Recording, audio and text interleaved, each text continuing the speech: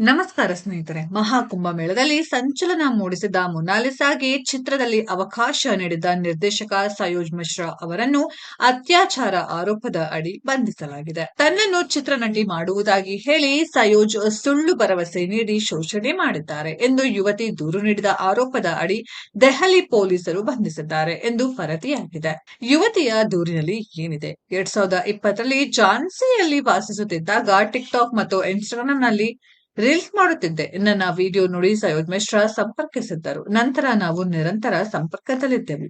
June 2021ರಲ್ಲಿ ನಾನು Jhansi railway ನಿಲ್ದಾಣದಲ್ಲಿ ಇದ್ದೇನೆ. ಭೇಟಿಯಾಗಲು ಬಾ ಎಂದು ಕರೆದರು. ನಾನು ಬರಲು ನಿರಾಕರಿಸಿದಾಗ ನಾನು ಆತ್ಮಹತ್ಯೆ ಮಾಡಿಕೊಳ್ಳುವುದಾಗಿ ಬೆದರಿಕೆ ಹಾಕಿದ್ದರು. ಬೆದರಿಕೆಗೆ ಹೆದರಿ ಮರುದಿನ ನಾನು ಅವರನ್ನು ಭೇಟಿಯಾಗಲು ಒಪ್ಪಿಕೊಂಡೆ. ಮಿಶ್ರಾ ಅವರು ರೆಸಾರ್ಟ್ಗೆ ಕರೆದೊಯ್ದು ಮಾದಕ ದ್ರವ್ಯ ನೀಡಿ ಹಲ್ಲೆ ನಡೆಸಿದರು. ಅಷ್ಟೇ ಅಲ್ಲದೆ ನನ್ನ ಅಶ್ಲೀಲ ವಿಡಿಯೋ ರೆಕಾರ್ಡ್ ಮಾಡಿದ್ದರು.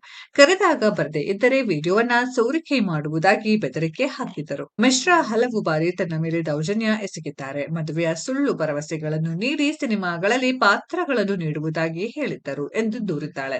ಮಹಾಕುಂಭಮೇಳದ ಸಮಯದಲ್ಲಿ ಮೊನಾಲಿಸಾ ಫೋಟೋ ಮತ್ತು ವಿಡಿಯೋಗಳು ಸಾಮಾಜಿಕ ಮಾಧ್ಯಮಗಳಲ್ಲಿ ವೈರಲ್ ಆಗಿತ್ತು. ಕೆಲವು ದಿನಗಳ ನಂತರ Sayoj Mishra the diary of Manipur ಸಿನಿಮಾದಲ್ಲಿ ಅವಕಾಶ ನೀಡುವುದಾಗಿ ತಿಳಿಸಿದ್ದರು. ಅಷ್ಟೇ ಅಲ್ಲದೆ ಮೊನಾಲಿಸಾಗೆ ನಟನ ಪಾಠಗಳನ್ನು ನೀಡಲು ಪ್ರಾರಂಭಿಸಿದ್ದರು.